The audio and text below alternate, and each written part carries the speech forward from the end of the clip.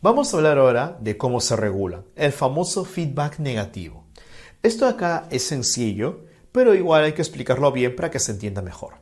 Tetrápodos, miren, nuestras medidas básicamente no son exactas, sino actuamos en rangos, ¿ya? Se clasifican en rangos. Es decir, hay un límite superior y hay un límite inferior. Pasado de eso ya es dañino. Ejemplo, el pH, la temperatura, no son exactas, sino son rangos. Ya, genios. Miren, vamos a coger el calcio, que es un ejemplo muy sencillo. Si el calcio sube demasiado, hay un exceso de calcio, entonces, ¿qué ocurre? Se forma poca hormona paratormona, ¿ya? Poca hormona paratiroidea. El exceso de calcio inhibe la formación de la hormona paratiroidea. ¿Por qué? Porque la hormona paratiroidea estimula la absorción de calcio. Y no tiene sentido absorber más, porque ya hay mucho calcio.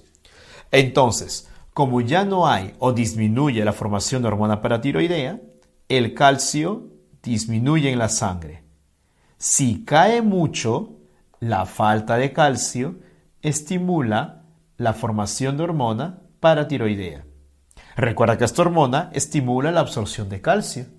Por lo tanto, genios, al haber más hormona paratiroidea, el calcio sube.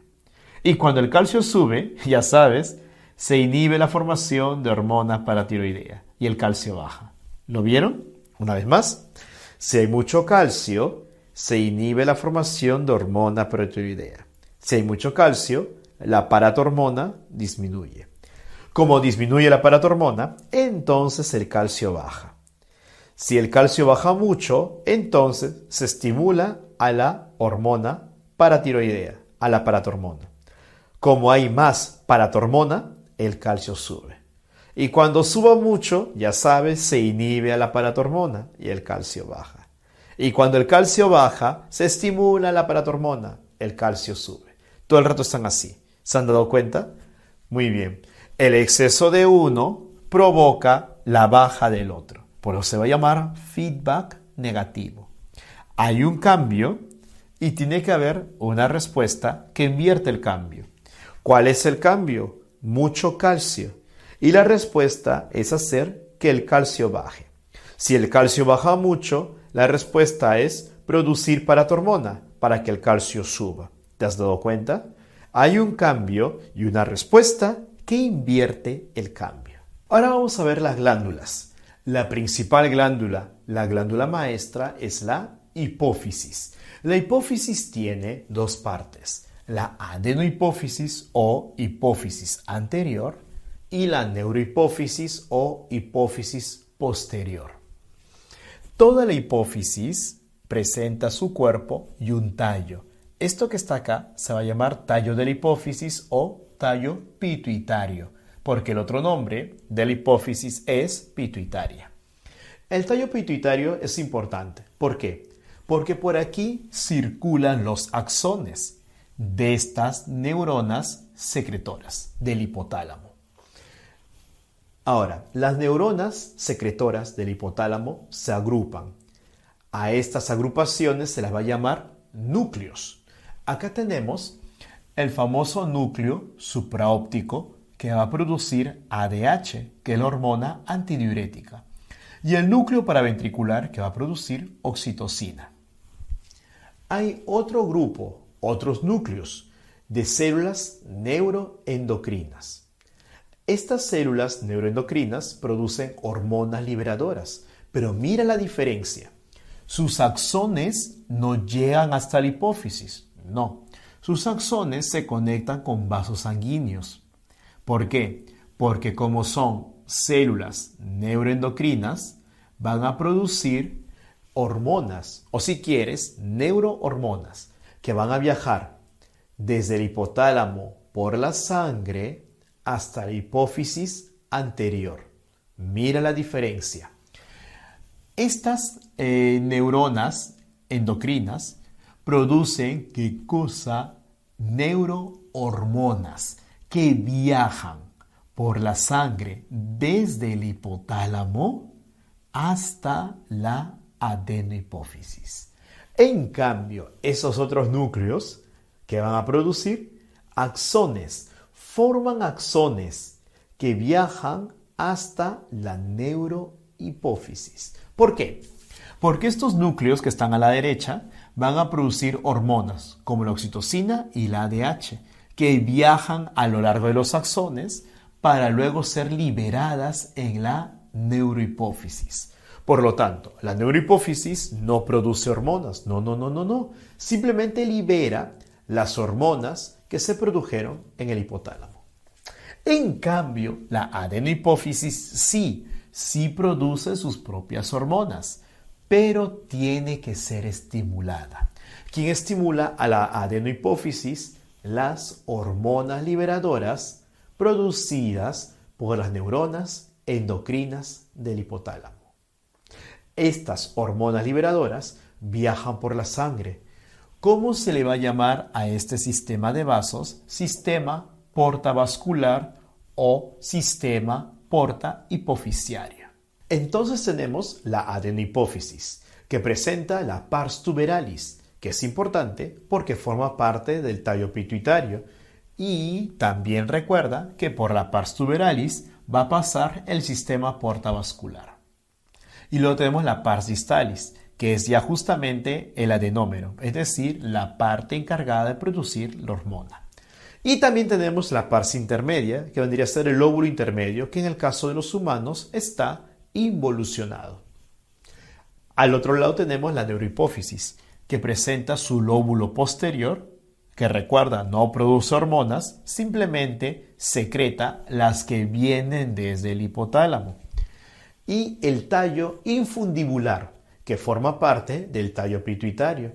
¿Por qué es importante? Porque por aquí circulan axones. Mira la diferencia.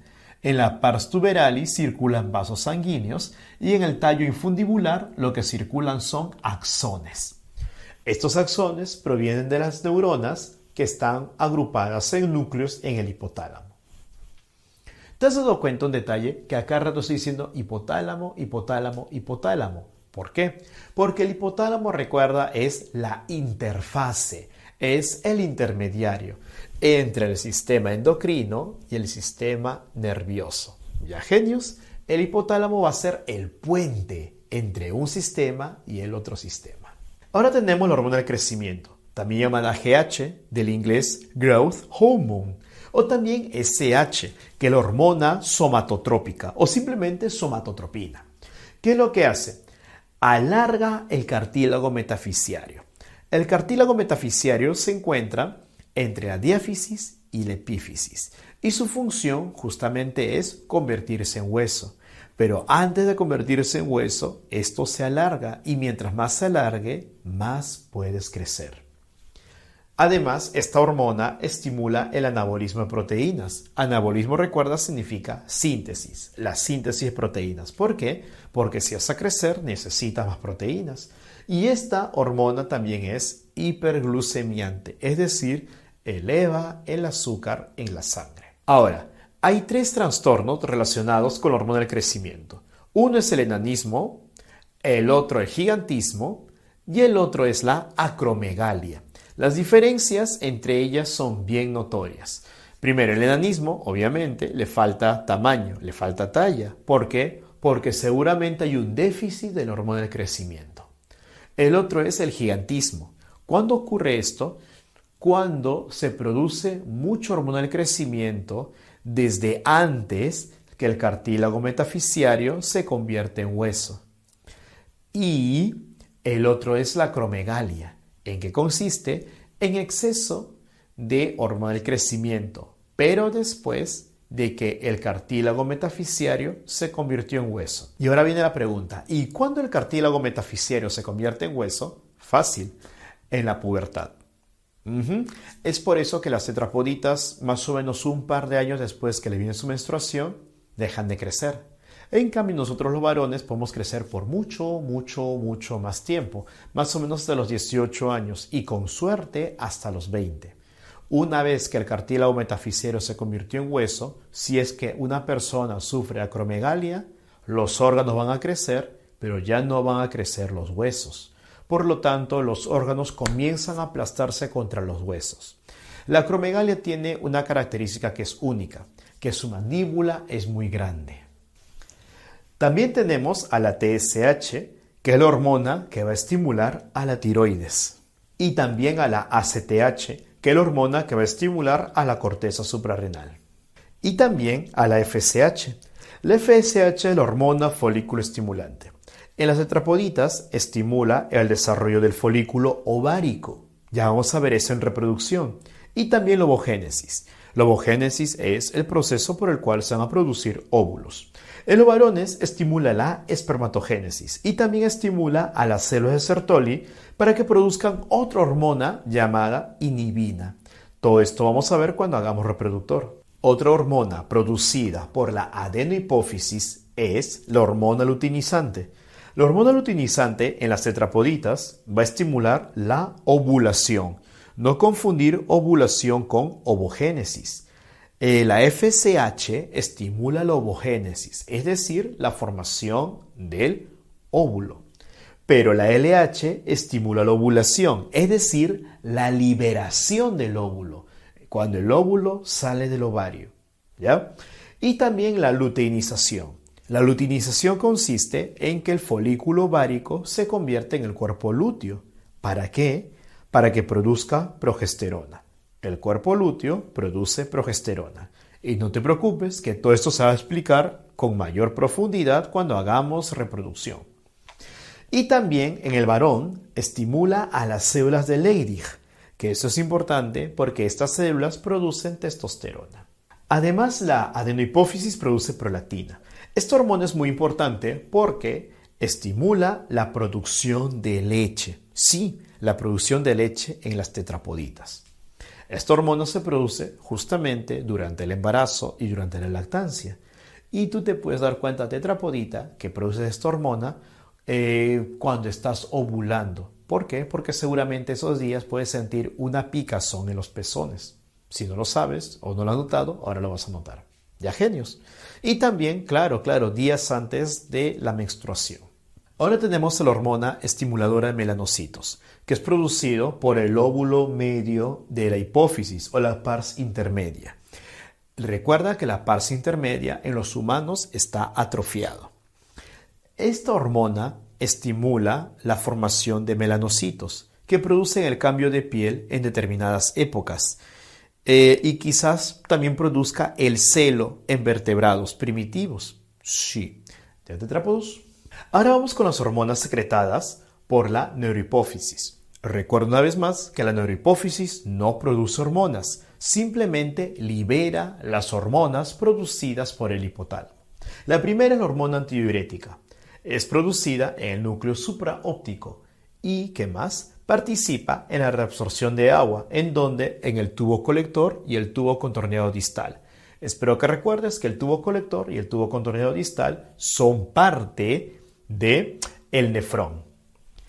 Su función es disminuir la producción de orina. ¿Por qué? Al reabsorber el agua, se produce menos volumen de orina y orina más concentrada.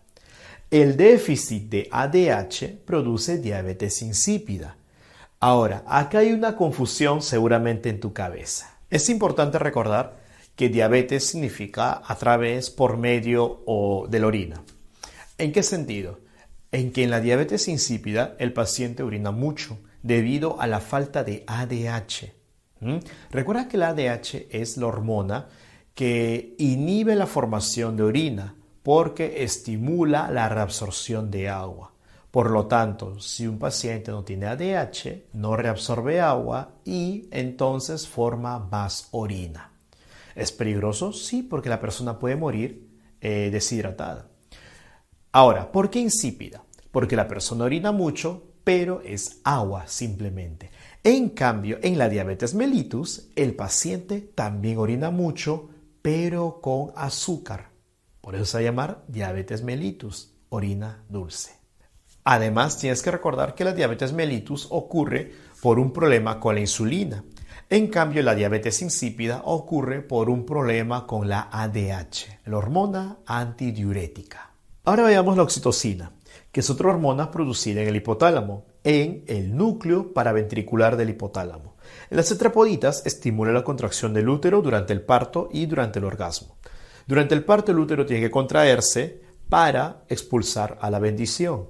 Y durante el orgasmo el útero se contrae para absorber el semen y de esa manera mejorar o aumentar las posibilidades de fecundación. Y también en las tetrapoditas sirve para la eyección de la leche. No confundir, la prolactina estimula la producción de la leche, pero la oxitocina hace que la leche salga. Y en los varones estimula la eyaculación.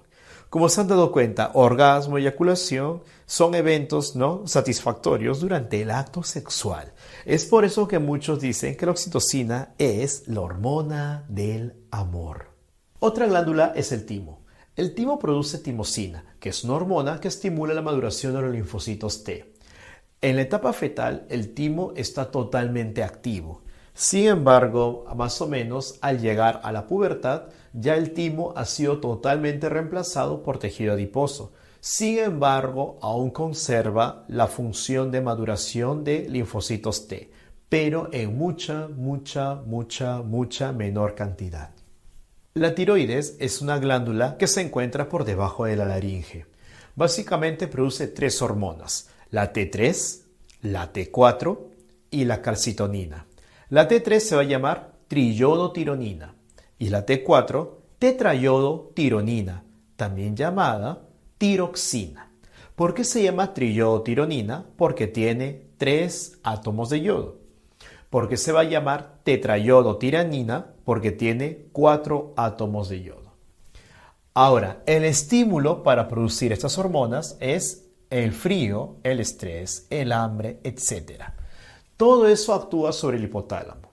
El hipotálamo va a estimular a la hipófisis, a la adenohipófisis.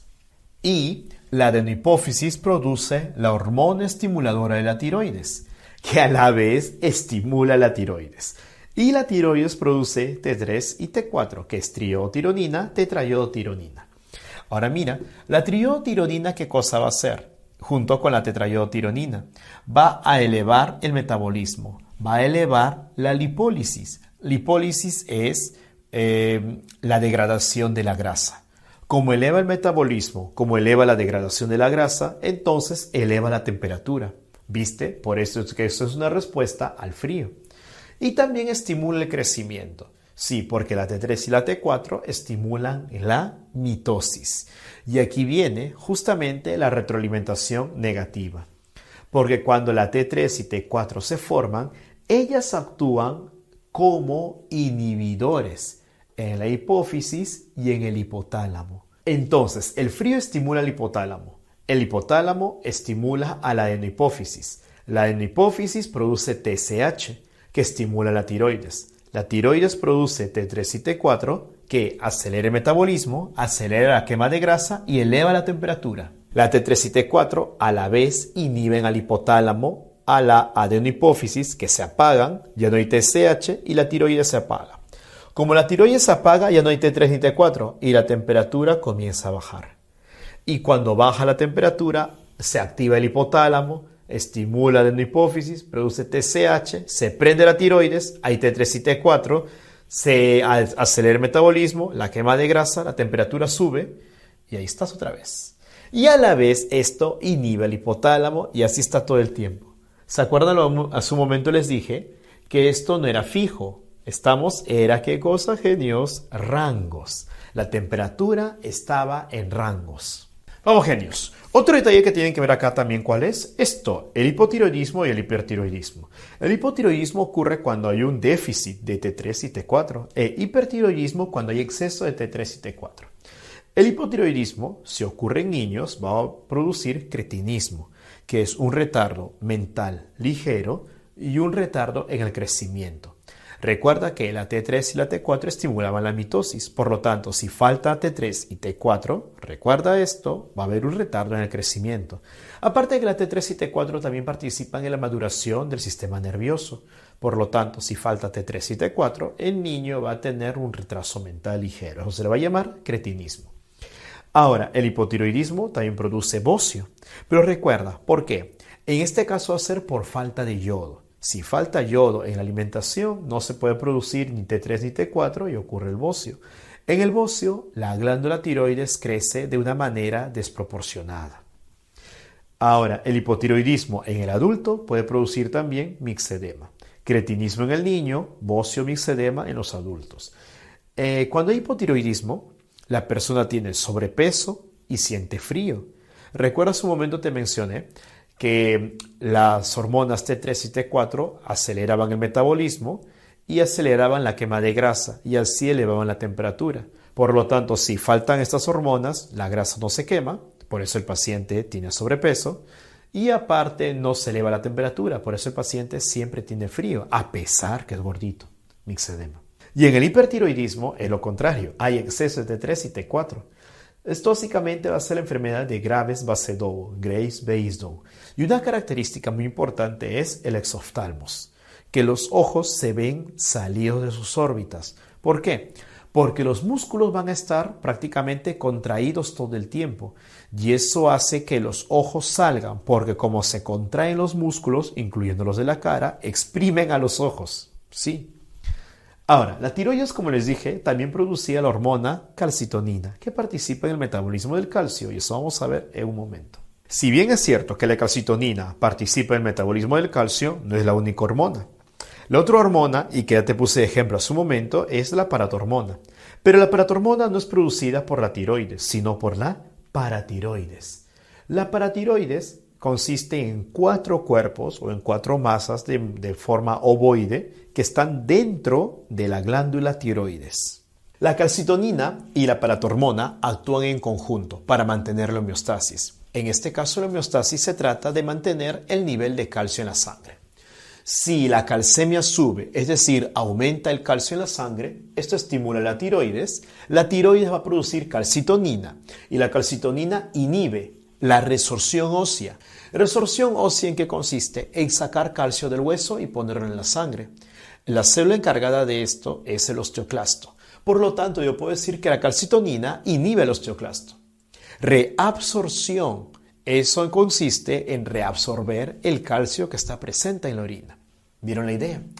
Entonces, si tú no resorbes, si tú no reabsorbes calcio, entonces el calcio disminuye en la sangre hasta llegar a la homeostasis. ¿Lo viste? Ahora, el caso contrario, ¿cuál sería?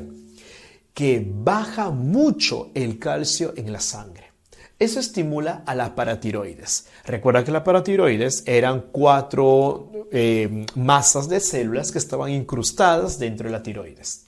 La paratiroides va a producir la hormona paratiroide o también llamada paratormona. Y la paratormona estimula 3 procesos. 1. Absorción de calcio en el intestino. 2. La resorción ósea. Recuerda que resorción ósea era retirar el calcio del hueso y esto era producido por los osteoclastos. Por lo tanto, si la calcitonina inhibe los osteoclastos, la paratormona estimula a los osteoclastos. Y también la reabsorción ósea. Recuerda que la reabsorción en el riñón. Recuerda que la reabsorción en el riñón consistía en sacar el calcio que estaba en la orina y ponerlo en la sangre. Entonces, como yo absorbo calcio en el intestino, resorbo el calcio de los huesos y reabsorbo el calcio que estaba en la orina, todo esto va a ir a la sangre y el calcio en la sangre aumenta. Aumenta la calcemia, pero no aumenta hasta el infinito, aumenta hasta llegar al equilibrio, es decir, la homeostasis. En base a esto, también podemos llegar a la conclusión que ambas hormonas son antagónicas. ¿Por qué? Porque uno disminuye el calcio y el otro aumenta el calcio en la sangre, antagónicas. La producción baja de paratormona está relacionado con trastornos nerviosos y contracción incontrolada de músculos, tanto en manos como en pies, y a esto se le va a llamar tetania. Ahora tenemos a las glándulas suprarrenales. Se van a llamar suprarrenales porque están encima del riñón. También se les puede llamar glándulas adrenales. Básicamente tienen 2 regiones, la corteza y la médula. La corteza se caracteriza por producir dos hormonas, la aldosterona, que es un mineralocorticoide, y el cortisol, que es un glucocorticoide. La médula produce las famosas catecolaminas, como la adrenalina y la noradrenalina. Si observamos bien, la glándula suprarrenal está formada principalmente por corteza. Casi el 80% del cuerpo de la glándula suprarrenal está formado por la corteza. Y la corteza va a producir justamente la aldosterona y el cortisol, que son hormonas de efecto lento y a largo plazo en el metabolismo. Actúan sobre la función renal, el balance de sal y la presión sanguínea. En cambio, las hormonas que produce la médula básicamente participan en el estrés agudo. Recuerden que el estrés agudo es rápido. En cambio, las hormonas de la corteza van a participar en el estrés crónico. El estrés crónico es lento. Por ejemplo, lo que ustedes viven ciclo tras ciclo tras ciclo. Están estresados por no ingresar, pero ese es estrés crónico. Estrés agudo es, por ejemplo, cuando te quieren robar. Es de un momento al otro. Miren, el estrés actúa sobre el hipotálamo. Estimula el hipotálamo. Y el hipotálamo actúa sobre la hipófisis, estimula la hipófisis. Y la hipófisis produce la ACTH. ¿Qué es ACTH? Hormona adrenocorticotrópica. ¿Ya? O si quieres, hormona estimuladora de la corteza suprarrenal. La corteza suprarrenal responde produciendo dos hormonas, la aldosterona y el cortisol. Recuerda que la aldosterona es un mineralocorticoide y el cortisol es un glucocorticoide. Ambos son esteroides y se forman a partir del colesterol. En este caso, la aldosterona se va a llamar mineralocorticoide porque participa en el metabolismo de minerales. El cortisol se va a llamar glucocorticoide porque participa en el metabolismo de glúcidos. La aldosterona estimula la reabsorción de sodio y agua, recuerda, en el tubo contorneado distal. Y de esta manera, la aldosterona eleva la presión arterial, no te olvides. El cortisol, ¿qué cosa es lo que hace? Estimula la hiperglucemia. Date cuenta que hay dos hormonas hasta el momento que producen hiperglucemia. Ahora, ¿para qué aumenta la glucosa en la sangre? Esto es en respuesta al estrés, al dolor físico, emociones intensas, frío, infecciones, etc. Por eso que se dice que participa, date cuenta, en el estrés crónico. No te olvides, tetrápodo. ¿Ya, genios? Muy bien. Ahora, también es importante porque esta hormona lo que hace es aumentar la velocidad de la glucogénesis. Glucogénesis es formación de glucógeno en el hígado. Y también actúa como un antiinflamatorio. Mire ese detalle, porque disminuye la respuesta del sistema inmunitario. Sí, por eso cuando una persona tiene algún tipo de alergia, se le puede dar cortisol. Ese es el detalle. O en todo caso los famosos corticoides, como la dexametasona, pero son sintéticos. Acá estamos hablando simplemente del cortisol. Con respecto a la aldosterona, recuerda que participaba en la reabsorción de sodio y de agua. Sin embargo, recuerda que secretaba potasio en la orina. Eso lo vimos cuando hicimos la formación de la orina. ¿Ya, chicos? Recuerda, la aldosterona estimulaba la reabsorción de sodio, agua y agrégalo uno más, también cloro. Sodio, agua y cloro en el tubo contorneado distal, pero a la vez estimulaba la secreción de potasio. Entonces, ¿te has dado cuenta? Estas dos hormonas son muy importantes. Esta en el metabolismo de minerales y esta en el metabolismo de los glúcidos. Ambos son producidos por la corteza suprarrenal, cuando es estimulada por la hormona adrenocorticotrópica, que es producida por la hipófisis, cuando es estimulada por el hipotálamo, cuando el hipotálamo es estimulado por el estrés. Sencillísimo, ¿no? Ahora, la adrenalina es producida por la médula en condiciones de estrés agudo. Ya sabes, cuando te roban, vas a cruzar la pista, te van a atropellar, etc. Estrés agudo. ¿Qué es lo que hace? También aumenta la hiperglucemia. Sí, tiene que haber más azúcar disponible para que los músculos puedan contraerse más rápido, etc. Aumenta la presión arterial, aumenta la frecuencia respiratoria, taquipnea, aumenta también la frecuencia cardíaca, taquicardia, y también aumenta el metabolismo. Además de esto, hay que recordar que también dilata los bronquios y también dilata la pupila. Es decir, te prepara ya sea para correr o ya sea para pelear, lucha o huida. Adrenalina. También tenemos al páncreas, que cuenta con 1 o 2 millares de islotes de Langerhans. Espero que recuerdes cuando hicimos digestivo, que el páncreas era una glándula anficrina, porque tenía una porción exocrina y una porción endocrina.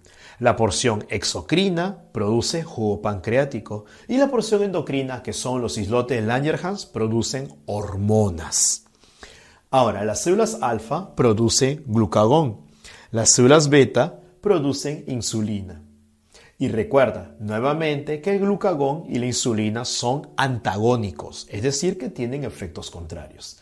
Y las células delta van a producir somatostatina.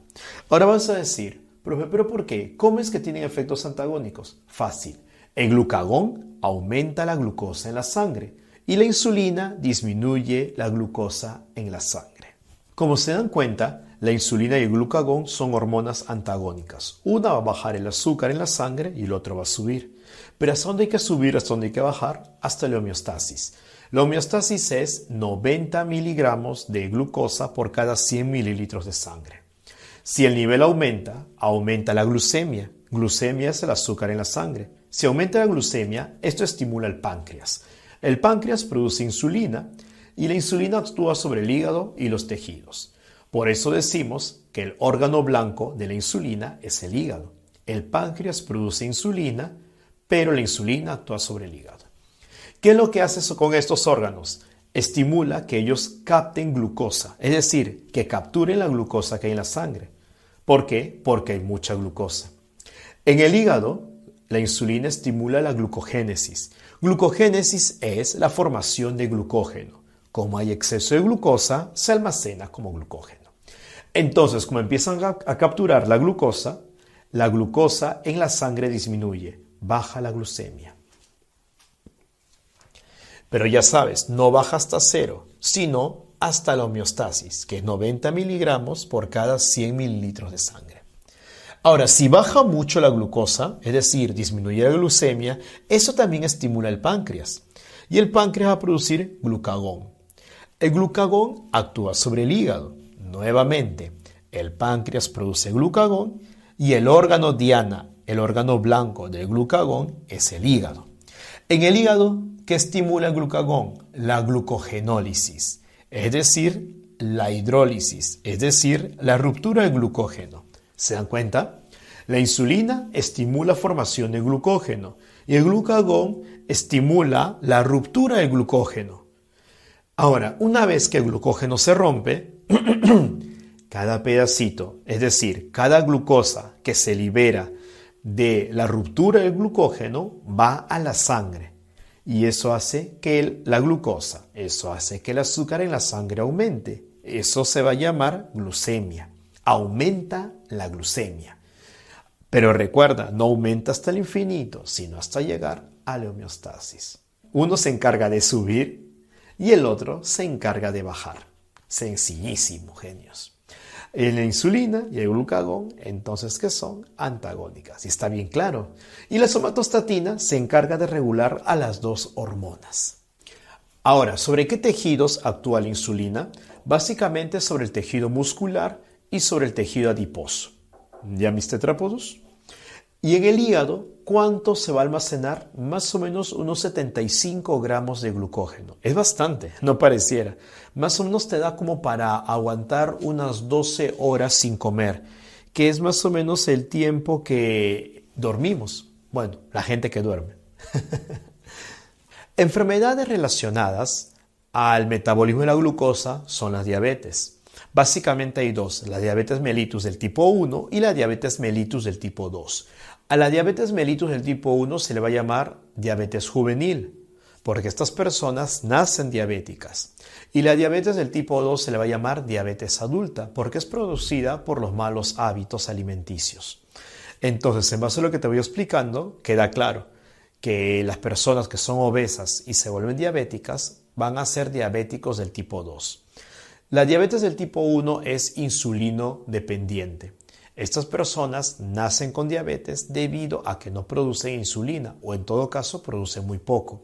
En cambio, la diabetes del tipo 2 es una diabetes insulino resistente, porque el problema no es que no produzcan insulina, no. El problema es que su cuerpo no responde a la insulina. Entonces, ¿cómo se puede tratar el diabético del tipo 1? Sencillo, inyectándose insulina, porque no lo produce. En cambio, el diabético del tipo 2, si bien es cierto que inyectándose insulina puede mejorar un poco, aunque su cuerpo recuerda que no responde, el tratamiento más eficaz es la dieta. Sí, la dieta. Si controla su alimentación, entonces no va a tener ninguno de estos problemas. ¿Vieron, genios? Entonces la pregunta es, tetrápodos y tetrapoditas, ¿a quién recuerda? ¿Quién va a tener problemas como consecuencia de la diabetes? Como quedarse ciego o incluso la amputación de las extremidades. ¿El diabético del tipo 1 o el diabético del tipo 2?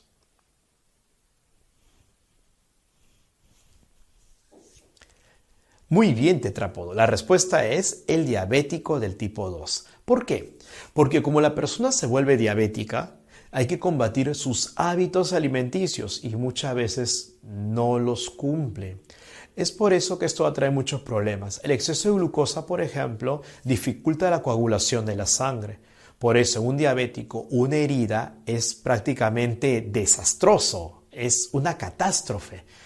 Por eso hay incluso institutos que cuidan el famoso pie diabético, porque una herida en el pie no cicatriza, se gangrena y luego hay que extirpar.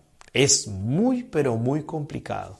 En cambio, los que son diabéticos del tipo 1, como siempre han sido diabéticos, ya en su mente está la idea de tener buenos hábitos alimenticios. Sí, recuerda, tetrápodo. Uno no extraña lo que no conoce. Entonces, si estos desde niños han sido criados bien, no van a tener problemas en el futuro, porque saben que todo es cuestión simplemente de inyectarse insulina y punto. Y también tenemos la glándula pineal, que produce melatonina. Ahora recuerda que la melatonina se forma a partir del triptófano. El triptófano era un aminoácido. Ahora, ¿por qué es importante? Porque la glándula pineal, o mejor dicho, la melatonina, participa regulando los ciclos circadianos. Recuerda que el ciclo circadiano consistía en las horas de sueño y las horas de vigilia. Aparte también los ciclos estacionales, porque hay animales que con las estaciones cambian de piel, cambian de color o en todo caso realizan actividades diferentes, como por ejemplo el celo. Hay animales que en determinadas estaciones del año participan en el celo. En el caso de los humanos, inhibe la pubertad. Ese es un detalle muy importante. Más o menos hasta los 9 años, la melatonina inhibe las gónadas. Es por eso que una vez que pasa esa edad, las gónadas se activan y empiezan a producir hormonas que van a producir los cambios necesarios para adoptar la forma adulta. Aparte, la glándula pineal estimula al sistema inmunitario y por eso previene enfermedades cardíacas y degenerativas. Ahora, ¿cuándo se produce esta hormona? Cuando estamos durmiendo. Por eso que al mejor sueño, mejor sistema inmunitario tienes. ¿Vas entendiendo ya? Precisamente por eso para el coronavirus, ¿qué te recomienda? Dormir tus horas. Porque mientras más tiempo duermas, más melatonina produces y mejora tu sistema inmunitario. Y de esa manera podemos prevenir enfermedades como el famoso coronavirus. Y también repara el daño producido por el estrés. Te habrá pasado seguramente que estabas muy estresado, muy estresada, dormías y luego te despertabas